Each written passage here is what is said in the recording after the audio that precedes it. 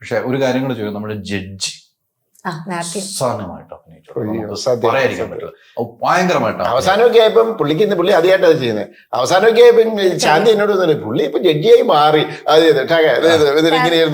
ഭയങ്കര രസമായിട്ട് ഞങ്ങളിങ്ങനെ പുള്ളി കയറി വരുന്ന ഒരു പോർഷനിലൊക്കെ ഞാനിങ്ങനെ പറയുമായിരുന്നു പുള്ളിയോട്. കാരണം ഞങ്ങളുടെ ഹൈക്കോർട്ടിലൊക്കെ വളരെ മെജസ്റ്റിക് ആയിട്ടുള്ള ജഡ്ജസ് ഉണ്ട്.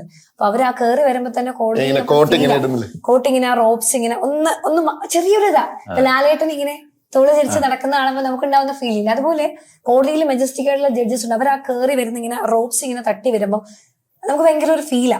അതൊക്കെ ഉണ്ട്. അപ്പൊ ഞാൻ മാത്യു ഇങ്ങനെയാണ് കേട്ടോ അത് നോക്കുക, ഇങ്ങനെ ഒന്ന് നോക്കി ഞാൻ ഇങ്ങനെ എഴുതിയിട്ട് ഇങ്ങനെ എടുത്തു വെച്ചിട്ട് നമ്മൾ വളരെ കൂളായിട്ട് അതിനെ താഴേക്ക് തള്ളിയിടുവാണ്. ഓരോ ഫയലും എഴുതിയിട്ടേ അടുത്ത നെക്സ്റ്റ് കേസ് വിളിക്കുന്നതിന് മുമ്പ് ഓക്കെ പോസ്റ്റഡ് ഓൺ എന്ന് പറയുന്നു, കലണ്ടർ നോക്കിയിട്ട് പോസ്റ്റഡ് ഓൺ എന്ന് പറയുന്നു. അത് ആ ഫീലിൽ അങ്ങ് പറഞ്ഞാൽ മതി, സീസണൽ ആയിട്ട്. പിന്നെ പുള്ളിയുടെ തന്നെ ഒരു അഡീഷൻ ഉണ്ടായിരുന്നു, മറ്റേ ഇത് ക്ലോസ് ചെയ്യാൻ പറഞ്ഞു, ഇങ്ങനെ ഇൻ ക്യാമറ വേണമെന്ന് പറഞ്ഞ പുള്ളി ഇങ്ങനെ തട്ടി ബെഞ്ച് ക്ലർക്കിനെ വിളിച്ചിട്ട്. അപ്പൊ ഞങ്ങൾ ക്ലോസ് ഡോർ എന്ന് പറയുന്നുണ്ട് പുള്ളി ഒന്ന് ഇങ്ങനെ. അപ്പൊ ശാന്തിയോട് ചോദിച്ചു അത് കൊള്ളാലോ, നല്ല രസമായിട്ടുണ്ടല്ലോ ഇത്, ഭയങ്കര രസമായിട്ട്. കുറച്ച് കഴിയുമ്പോ ഞാൻ നോക്കിയപ്പോ പേപ്പറൊക്കെ നമ്മുടെ ഒറിജിനൽ ജഡ്ജിമാരെടുത്ത് തള്ളുന്നതിനേക്കാളും എറിഞ്ഞ് പേപ്പർ വന്ന് അവിടെ ബെഞ്ച് ക്ലർക്ക് ശരിക്കും പിടിക്കും. അങ്ങനെയൊക്കെ ചിലപ്പോ സംഭവിക്കും. മൈൻഡ് ചെയ്യുന്നില്ല. അതുപോലെ തന്നെ അതിനകത്തൊരു പോയിന്റ് ഉണ്ട്, വിജയമാനോട് പറഞ്ഞു നിങ്ങൾ വേണമെങ്കിൽ നമുക്കൊരു പോലീസ് പ്രൊട്ടക്ഷൻ കൊടുക്കാം. അപ്പോഴത്തേക്കും വിജയൻ പറഞ്ഞു പോലീസ് പ്രൊട്ടക്ഷൻ കൊടുക്കണമെങ്കിൽ ഒരു പബ്ലിക് പ്രോസിക്യൂട്ടറായ എനിക്ക് സ്റ്റേറ്റ് വഴി ചെയ്യിക്കാൻ പറ്റുമെന്ന് പറഞ്ഞപ്പോ ജഡ്ജിക്ക് ഇഷ്ടപ്പെട്ടില്ല.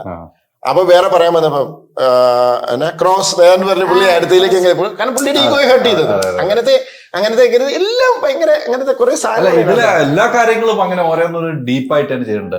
അപൂർവമാണ് രാത്രി കേസുകൾ വാദിക്കുന്നത്, അതും ഈ സിനിമയിൽ കാണിച്ചു വെക്കും.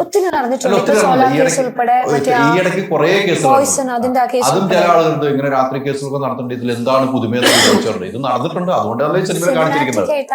അതുകൊണ്ടാണ് സിനിമയിൽ കാണിച്ചിരിക്കുന്നത്. അങ്ങനെ ചോദിച്ചു പറയാം. സിനിമ ജനം ഏറ്റെടുത്തു, അവരത് ചെയ്തുകൊണ്ട് അതിനകത്ത് ഇഷ്ടപ്പെടുന്നവർക്ക് ഇഷ്ടപ്പെടാം, ഇഷ്ടപ്പെടാത്തവർക്ക് ഇഷ്ടപ്പെടേണ്ട, അതൊക്കെ അവരുടെ എന്നോട് കുറച്ചു മുമ്പ് പറഞ്ഞ പുള്ളിയുടെ ബോക്സ് ഓഫീസ് ഹിറ്റ് എന്ന് പറഞ്ഞ മൂന്നാമത്തെ സിനിമ എന്ന് പറഞ്ഞത് ഒന്ന് ദൃശ്യം, ഒന്ന് ലൂസിഫർ, ഒന്ന് ഇതാന്ന് പറഞ്ഞു. ഇപ്പോൾ പറഞ്ഞ ഒരു അരമണിക്കൂർ മുമ്പ് എന്നോട് പറഞ്ഞാണ്. വിജയങ്ങൾ ഒത്തിരി ഉണ്ട്, വിജയങ്ങൾ ഒത്തിരി ശ്രമിച്ചിട്ടുണ്ട്, നല്ല സക്സസ്. 10 വർഷത്തിനുള്ളിൽ നടന്ന ബോക്സ് ഓഫീസ് 10 വർഷത്തിനുള്ളിൽ 3 സിനിമ എന്നാണ് പറഞ്ഞത്. ദൃശ്യം, ലൂസിഫർ, അത് ഇത്ര ദിവസം കൊണ്ട് തന്നെ ആയി എന്നുള്ളതാണ്. അതിന്റെ അപ്പുറത്തേക്ക് നമുക്കൊന്നും വേണ്ടോ.